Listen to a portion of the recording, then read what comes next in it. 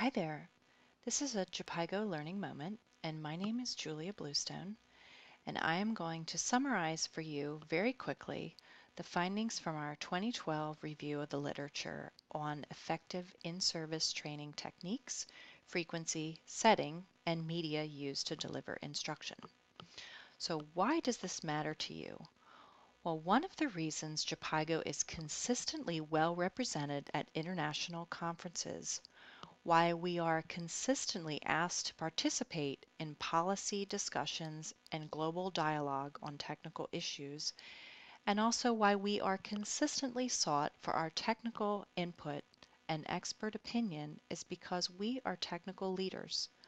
Japigo has a reputation for technical excellence for more than the past 40 years. And what we do is we take evidence and we apply it and convert it into practice.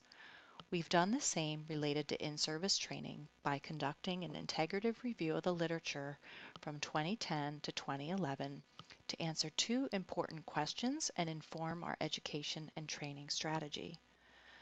So we asked, in the context of continuing health professional education, what does the evidence say about educational techniques, frequency, setting, and media used to deliver instruction, and what evidence exists about the outcomes that can be expected from continued health professional education?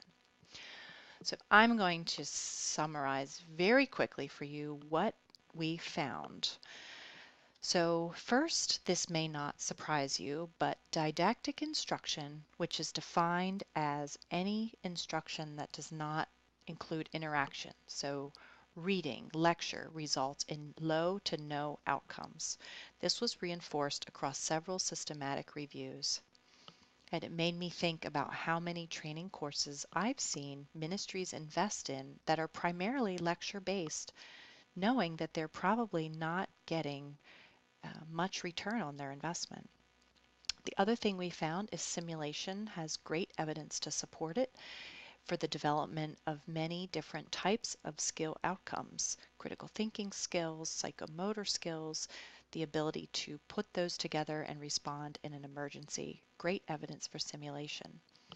We also found practice and feedback, the dosage matters. This was reinforced across studies and several systematic reviews. To develop and have good learning outcomes, no matter what the skill you're trying to develop, practice and feedback, sufficient dosage matters. We also had some interesting work out of Harvard related to frequency, indicating that shorter, repeated training interventions were more effective than one-time isolated interventions. And this was reinforced across, I believe they had at least 9 different studies or trials. So that was some interesting findings on frequency, shorter but more often. And lastly, something that certainly we suspect and is reinforced in the literature, workplace setting is preferable for skill development. It did not make a difference for knowledge acquisition, but it did make a difference for skill performance. We also know from the evidence and the literature that situating learning in the workplace environment makes the transfer of skills easier. So what do you do with this information? How do you apply it in your work? One of the first things I suggest if you have very little time is to review the operational guidance produced as a result of this literature review for the MCSP or Maternal Child Survival Program. This is a 2-page document, double-sided, and provides a very brief synopsis of recommendations for technique, frequency, setting, and media. If you do nothing else, I would suggest you review this. If you play a significant role in in-service training, certainly given the fact that Japigo does pride ourselves in technical excellence and being up to date on the evidence, I would review the full report of the literature review, which is on Reproline Plus.